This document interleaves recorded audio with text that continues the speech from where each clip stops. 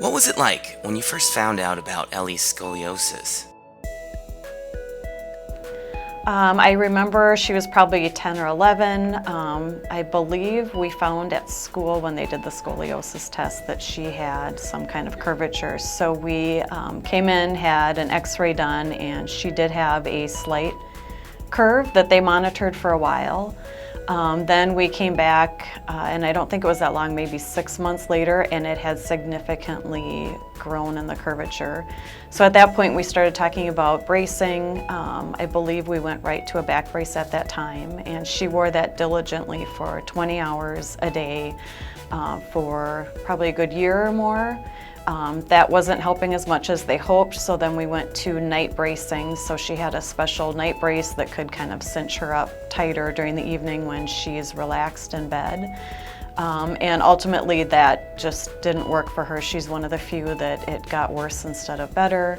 And then we were looking at surgery at that point. What concerns did you have when you considered surgery?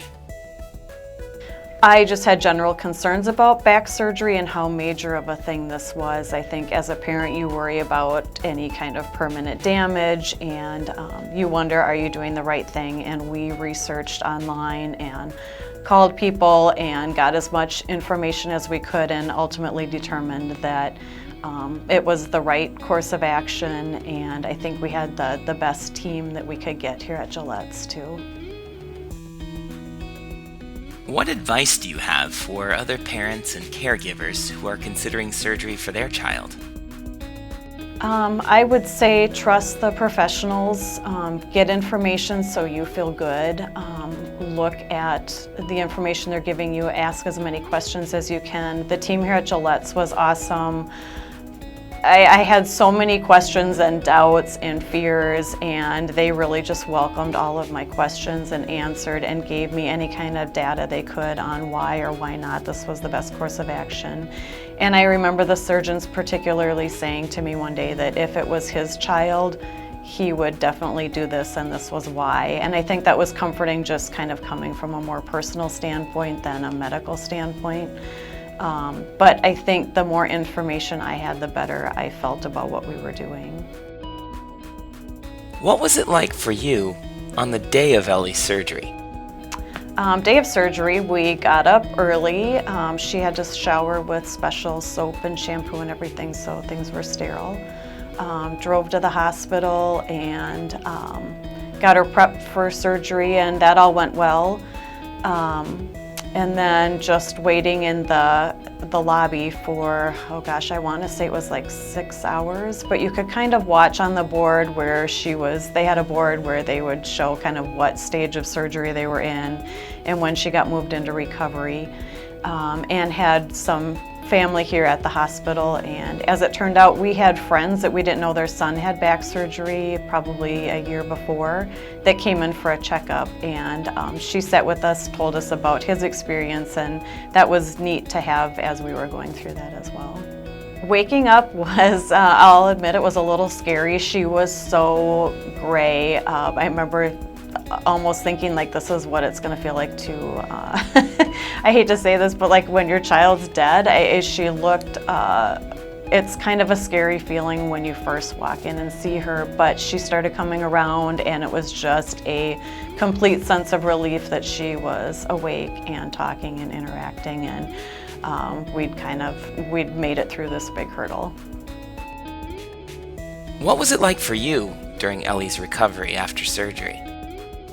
The days after were long. I stayed at the hospital both days, went home one day for like 20 minutes just to shower and get some things, and came back.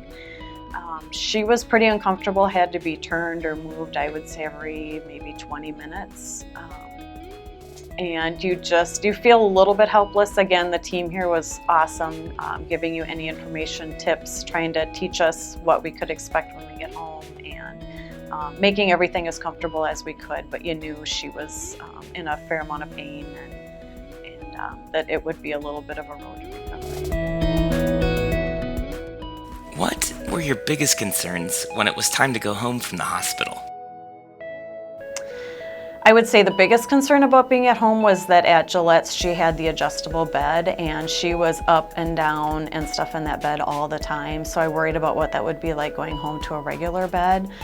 They prepped us before to have a lot of pillows, and I'm not kidding you, like have like 20 pillows at home because they will go through a lot of them. And then just worried about pain management, what that would be like for her. Doing it on our own, a little bit scary. So I guess the other advice I would have is have a team available for you if you need them when you get home.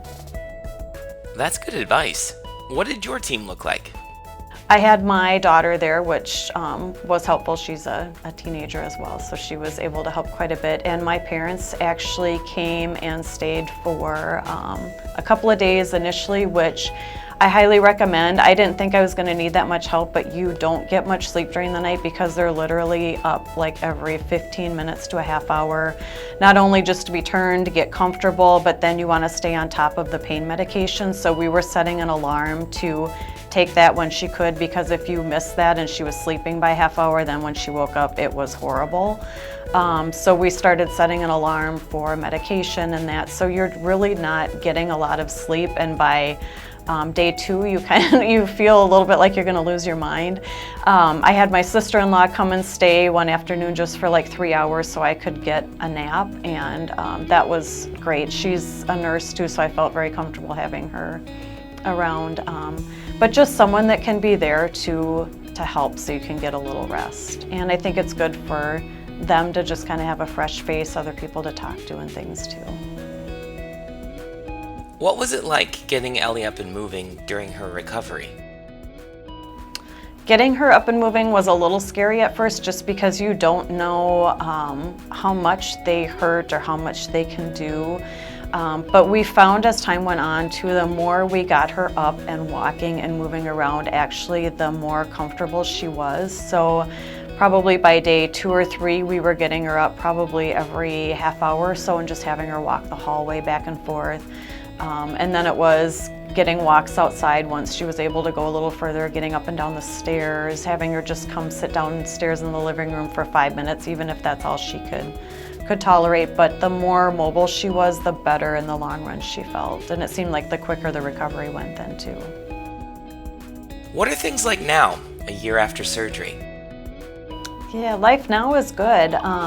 We didn't realize too with the spine curvature that she had limited lung capacity, especially on one side, and she would often get winded or say I had a side ache, like just taking a 2-block walk. And I remember thinking like, oh come on, you're 15 now, you should be able to go further than this. And now looking back, I feel bad because she really couldn't breathe very well.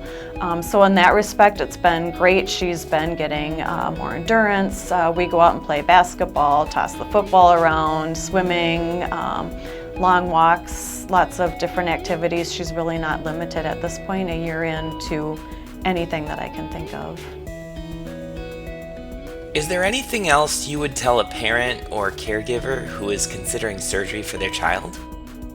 What I would say to a parent, get as much information as you can. I think coming home we were a little unprepared for what to expect and how much pain and stuff she would really be in and how much help I would need with her, just because it's kind of like bringing a newborn home again. You're constantly at the beck and call, and they are needing a lot the first few days at least.